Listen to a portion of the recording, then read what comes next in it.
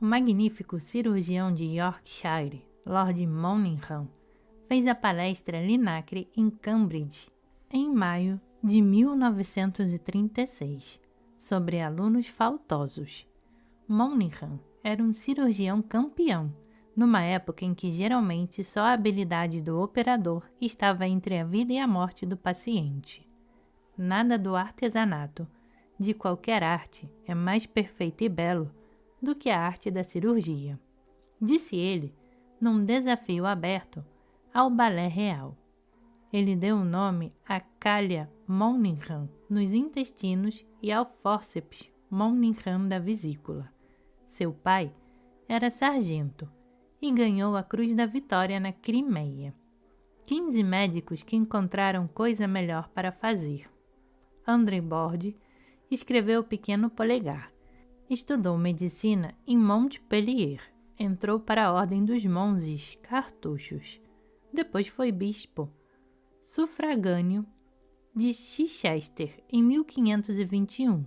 Como o original Merry Andrews, ele antecipou os hábitos modernos, fazendo discursos humorísticos nos fins dos jantares nas feiras, escrevendo um livro de frases na língua da Cornualha, em galês, castelhano, holandês e romani, e com o breviário da saúde, dá conselhos sobre dieta, compra de casas, finanças pessoais, moda, sexo, corrida e sono. Como agente secreto de Cromwell, foi enviado à Espanha em 1535 para descobrir o que o povo pensava de Henrique VII. Não gostou de Glasgow, onde praticou a medicina por pouco tempo. Não confie em nenhum escocês, pois ele vai enganá-lo com palavras lisonjeiras, e tudo é falso. Morreu na prisão.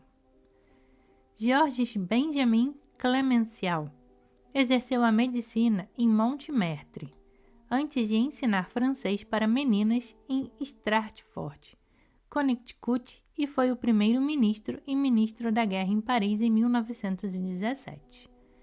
Henrique Fawcett, de Glasgow, dirigiu durante 10 anos o Tsukushi Hospital em Tóquio, onde inventou a identificação pelas impressões digitais.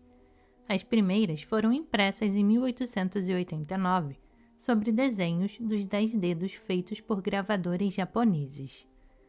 O que o seu contemporâneo, Sir Arthur Conan Doyle, teria feito sem ele?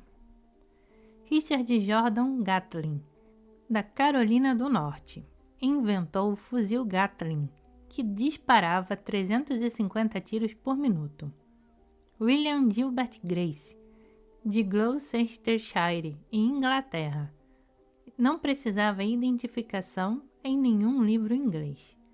Joseph Ignace Guillotin foi eleito para l'Assemblée Nationale em 1789, onde deu origem à mais impressionante demonstração de democracia da história. O homem do povo podia ser decapitado como a aristocracia. O homem do povo, até então, era simplesmente enforcado. A invenção do Dr. Guillotin podia também substituir a punição cruel do desmembramento do condenado amarrado a 4 cavalos. Quando o carrasco tinha de cortar as juntas dos braços e das pernas do prisioneiro, se os cavalos se cansassem. Guillotin era um intrometido, com ares de benfeitor, que fez parte da comissão de Luís XVI para investigar o magnetismo animal de Anton Mesmer, e era entendido em ventilação. Ele inventou a guilhotina, que foi desenhada por seu colega Antony Luz, descobridor do ângulo de luz, situado 2,5 cm abaixo do extremo. A primeira foi construída pelo alemão fabricante de clavecinos, Tobias Smith. Sua terminologia imita a elegância dos ternos franceses para o esporte de esqui, o monton, ou perna de carneiro, o peso de 35 kg que faz descer a lâmina, o declique, ou interruptor, que o bourreau, ou carrasco, aperta para aplicar a lâmina ao paciente, que é empurrado contra o bascule, ou balanço, que imediatamente balança a lâmina. no sentido horizontal, sobre o pescoço preso na lunete, ou círculo de madeira. A cabeça então segura pelos cabelos, ou no caso de calvície, pelas orelhas. Por ter fotografia escondido atrás de uma tela à prova de sangue. Se a Inglaterra tivesse adotado a guilhotina, em Halifax, no reinado de Eduardo III, as decapitações foram numerosas. O membro escondido da equipe de execução seria sem dúvida o guarda da porta. A primeira operação do Dr. Guillotin foi em 25 de abril de 1792, na Place de Grève, mas logo passou para a prática particular em 1939. O prisioneiro nunca sabia a data, sabia apenas que não podia perder a cabeça no domingo ou no jour férié. Então, na hora mais negra, os guardas da prisão aproximavam-se silenciosamente, sem sapatas, para abrir a porta, acordar o prisioneiro, dar-a de um copo de rum e um cigarro e devolver suas roupas civis, inclusive o chapéu. Quando o Dr. Guillotin recebia 2 pacientes em seguida, a cabeça alimentada ainda pela última pulsação do coração podia continuar à frente dos eventos. Charlotte Corday é a famosa por seu corado post-mortem e vários médicos gritavam para algumas cabeças cortadas, tendo obtido reações encorajadoras. Às 5h30 de uma manhã em junho de 1905, a cabeça do condenado, separada do corpo, caiu aos pés de um médico. Pálpebras e lábios continuaram a piscar e a se comprimir durante alguns segundos. Então, quando o médico disse o nome do decapitado, as pálpebras se ergueram lentamente, como acontece na vida cotidiana com as pessoas despertadas dos próprios pensamentos. E os olhos se fixaram nos olhos do médico.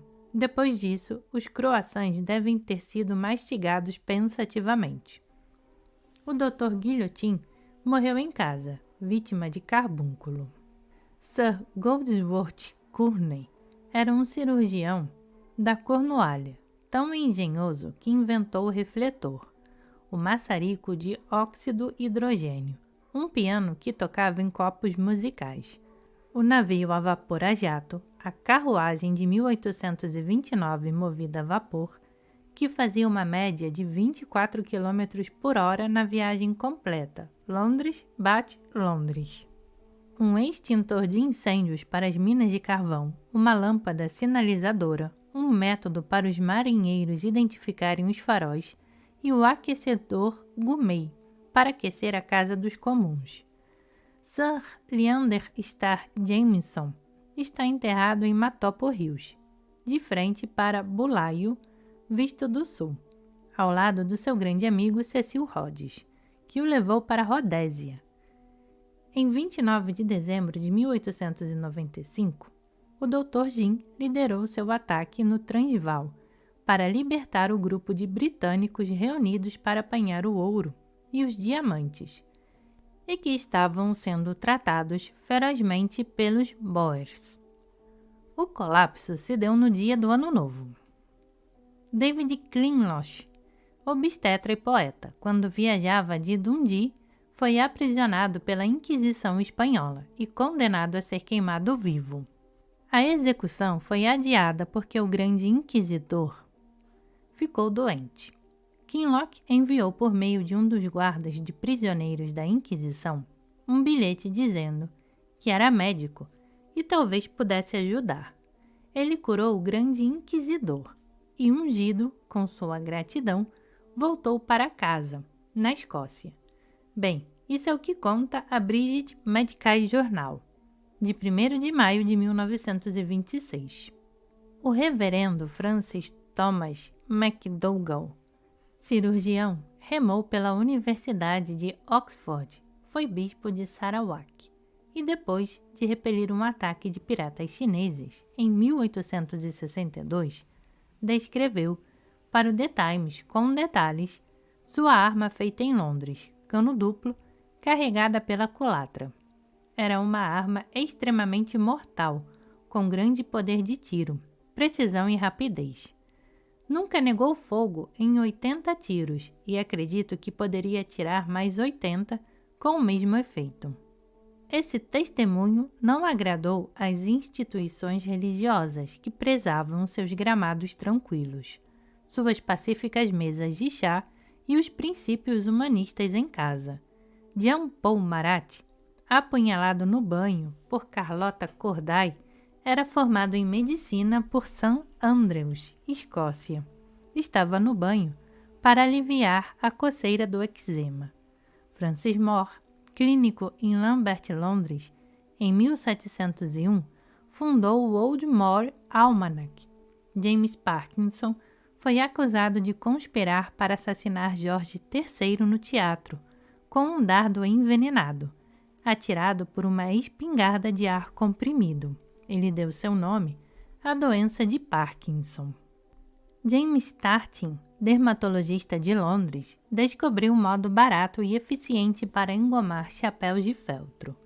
Sir Charles Wyndham, de Liverpool, um dos cirurgiões de Lincoln na Guerra Civil, voltou para a Inglaterra e foi trabalhar no teatro. É lembrado pelo Teatro Wyndham, no West End, embora seu verdadeiro fosse Culverwell. Foi sagrado cavalheiro por Eduardo VII em 1902, quando foi relutantemente conferida aos médicos e atores a honra de penetrar naquele círculo fechado de cavalheiros.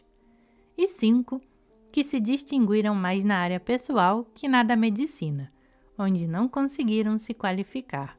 O emigré armênio Michel Arlen, autor do Romance da Moda, em 1924, O Chapéu Verde. Estudou medicina em Edimburgo. Ele era mais brilhantina do que brilhante, segundo The Times. Hector Berlioz, o filho romântico de um médico, de Grenoble, que enfureceu o pai porque detestava a medicina. Johann Wolfgang Goethe. Abandonou as aulas de medicina em Strasbourg, mas em 1786 fez a valiosa descoberta do osso intermaxilar no maxilar superior. Christoph Isherwood estudou medicina no King's College em Londres. Cecil Scott Forrester estudou no Gush Hospital, mas lançou Hornblower.